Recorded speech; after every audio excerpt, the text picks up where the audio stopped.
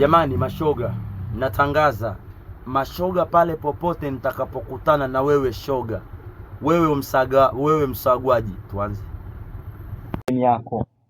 Hali ya ushoga, vijana wengi kuona kule ndo walipokuwa mafanikio yao imezidi kushamiri. Watu wanapoteza wanaume wao, watu wanakimbia majukumu yao Na bahati mbaya media za Kitanzania zimekuwa zikiwa post, zikiwapa airtime na zikiwapa attention kubwa sana kuliko watu ambao wamekuwa hawajihusishi na vitu hivyo. Ukiwa kama Sharif, ukiwa kama kijana wa Kitanzania, ukiwa kama mtu ambaye haupendi mmomonyoko wa maadili utokee, hapa unatuambia nini? Allahu akbar, Allahu akbar, inna lillahi wa inna ilaihi rajiun. Kwa hakika Mungu waibarikie Tanzania, Mungu wahifadhi hasa vijana wetu wa kiume.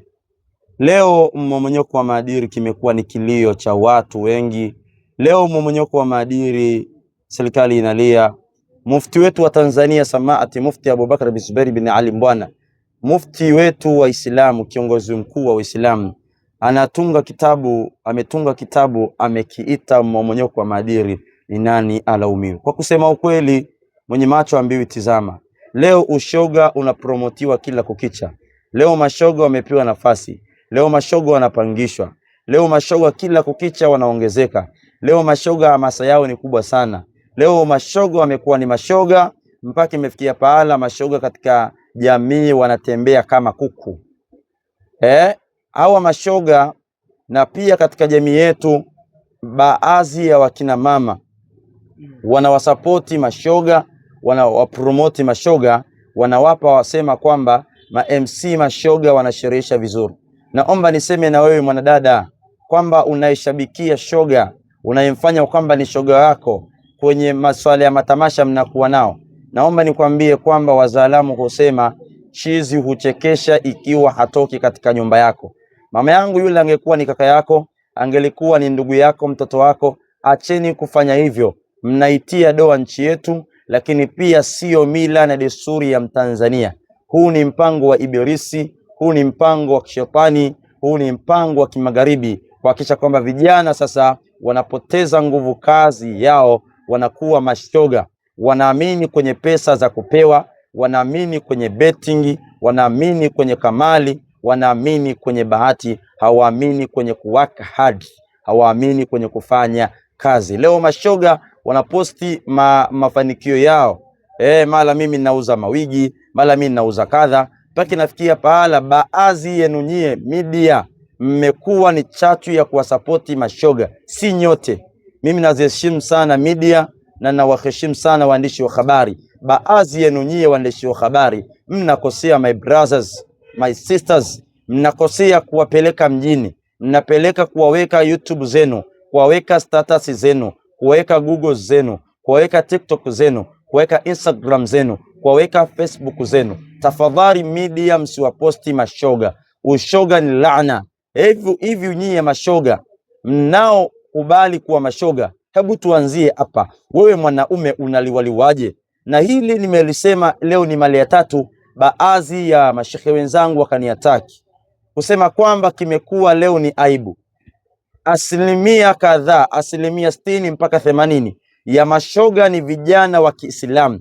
Ukienda Zanzibar, ukienda Tanzania bara, hasa hapa Tanzania bara, vijana ambao tunawaona ni mashoga wakubwa ni Waislamu. Mnautia doa Uislamu. Wewe mauzinde, wewe ankoti, wewe nani mashoga? Hebu wataji hapa wote mashoga wenye majina ya Kiislamu. Hebu wataji wa comment hapa tuwajue nyie kawatume ni nani. Uislamu unakataza ushoga, tena dini yetu ya Kiislamu inasema kwamba anayefanya na anayefanywa wote wauawe. Lakini pia tunapaza sauti, tuendelee kupaza sauti licha ya kuhusu mashoga. Lakini sio mashoga tu, hata wanaowala mashoga, wanaoliwa na wanaowala mashoga. Acheni habari hizo. Na wale wanaume ambao mnavaa mavazi ya kike, msiletee pigo za kike. Tena tunakwambieni kabisa, wewe uliovaa cheni hapo ninakuona, wewe uliotoboa masikio, wewe uliotoboa pua, wewe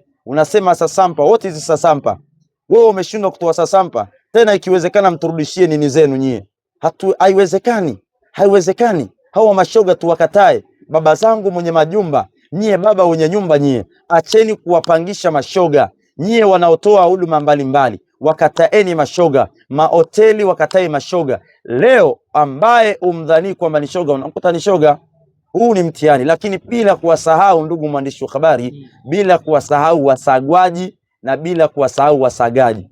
Hivi wewe, wale matomboy, wewe, sisi dini yetu ya Kiislamu, la'natullah, amelaaniwa mwanaume mwenye kujifananisha na mwanamke, na la'natullah, amelaaniwa mwanamke mwenye kujifananisha na wanaume. Nyie matomboy, you tomboy, wewe tomboy, wewe kwenye masuala yetu sijui ya mianga Simba wapi tuwakatae mashoga. Ushoga ni laana, ghalka ya Mungu ikija itamchukua aliyokwemo. Wale waliangamizwa, wale wanani, Sodoma na Nabullah, waliangamizwa watu Nabullah Urut.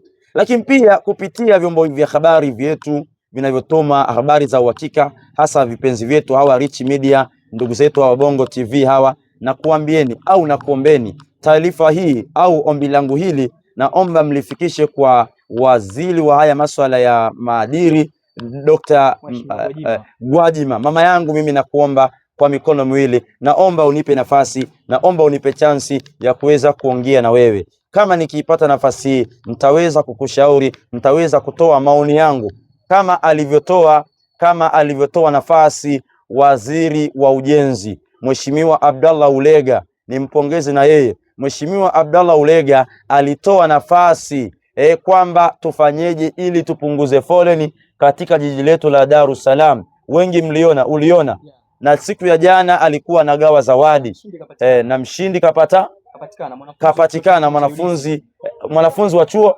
Tena hii ndio habari nzuri tena, kwamba ni kuombe Mheshimiwa waziri wa masuala ya kijinsia, masuala haya ya masuala ya kimaadili, mama yangu Dr. Gwajima, na kuomba unipe nafasi niweze kukutana nawe. Na kuomba sana mama yangu, please, ili na mimi nikupe mawazo yangu, ambao mimi nina matumaini kupitia mawazo au maono yangu, najua sisi mashehe huenda ikawa namna moja au namna nyingine ya kuweza kudhibiti ushoga, kudhibiti mmomonyoko wa maadili, kudhibiti ukatili wa kijinsia. Leo tunaoamini wajomba, mashangazi, mabibi, mababu ndio wanaoharibu vijana wetu na kuwaingilia kinyume na maumbile, kama alivyofanya Mheshimiwa Abdallah Ulega, waziri huyu wa ujenzi, ambaye pia ni mbunge wa jimbo letu la Mkuranga. Alitoa nafasi watu walete mawazo yao, namna gani wataweza kudhibiti foleni katika hasa jiji letu la Dar es Salaam. Wengi vijana wameonesha ushauri wao.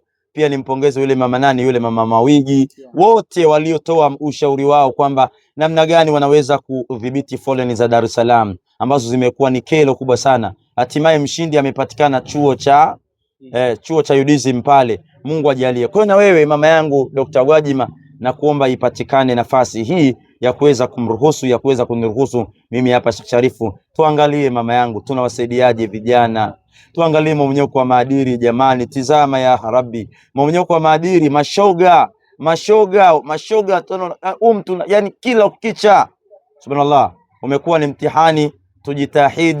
Tujitahidi sana kuwakemea mashoga, tujitahidi sana kukemea ushoga, tujitahidi sana kuwakataa mashoga. We mwanaume unaliwaliwaje? Yani unakubali kuliwa, unapata steam gani?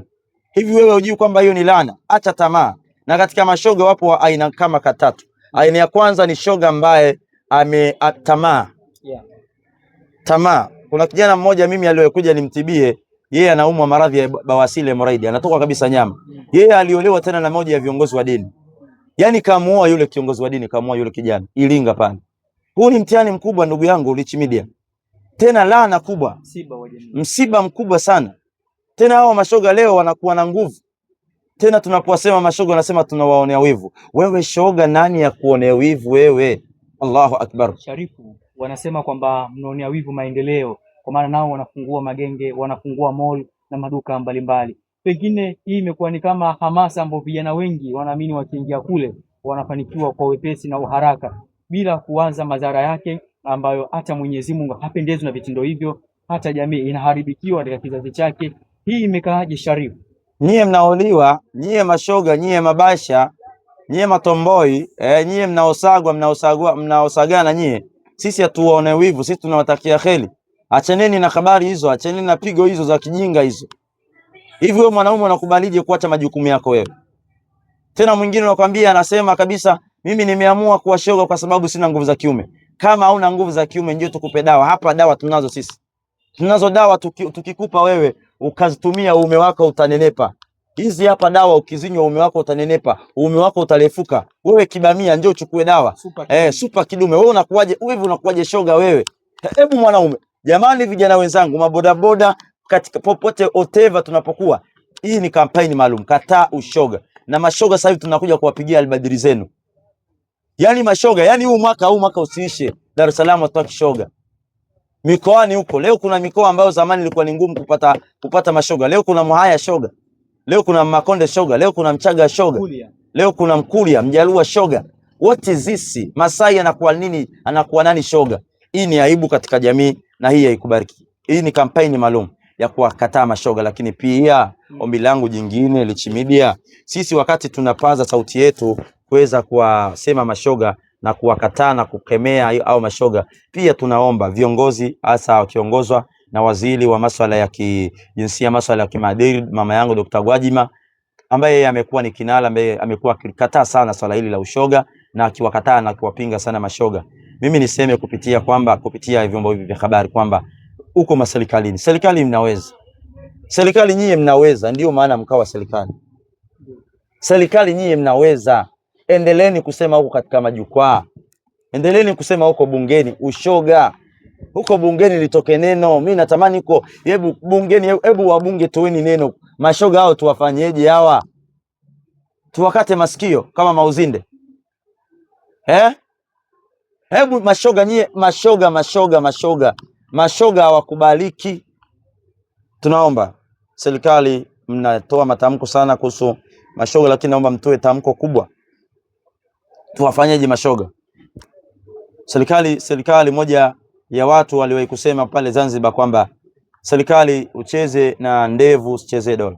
Dola inaweza, serikali haiwezi kushindwa. Na sisi tunaombea dua sana msije mkashindwa. Tunaombea sana dua ili jambo liweze kufanikiwa la kampeni maalum ya kuwakataa mashoga. Na mimi kila ninaposimama ni mashoga, nitakusemeni sana. Japo napata mitihani, napata changamoto. Baadhi ya mashoga mmoja amenipigia simu akasema, wewe koma kutusema, tutakuonesha. Bwana, sisi ni wale ambao tunatukana mamba na mto tunavuka. Sisi hapa tunatukana mamba na mto tunavuka. Sisi hapa. Sasa hamna shoga hivi. Wewe shoga unaitoka na ushuzi muda wote, unaweza ukanitisha mimi? Just be care. Ushoga ni laana, ushoga ni mpango wa kishetani amdani. Bwana Sharifu, umeongea kwa upana, ufasaha, ukomavu na ushupavu wa hali ya juu sana. Hii yote ni katika kupenda wema na vitendo vyema vienee kwa jamii. Sasa Sharifu, mimi wakati nakuja huku nikaambiwa, bwana, kuna dawa moja tulipewa na Sharifu imenisaidia. Nikaambiwa, na niambie dawa gani? Akaambia kamwambie Sharifu ile dawa ya fimbo ya Musa itwalu sihir, dawa ya kuondoa na kutibu maradhi ya kichawi na kibiology, ni kwamba imefanya kazi na watu wanazitaka kwa wingi mitaani. Uambie jinsi ya kuzipata Sharifu. Kupitia Lichi Media tunaongea kwanza na wale watu ambao wamekata tamaa. Leo kuna mtu ametatadhika na maradhi, ana mtihani. Leo kuna mtu ana mikosi, ana gundu, ana mitihani. Kila analolifanya haliwi. Just nikwambie kwamba hiyo sio hali yako, ila umekwamishwa. Na hapo ulipo sipo unapostahili kuwepo.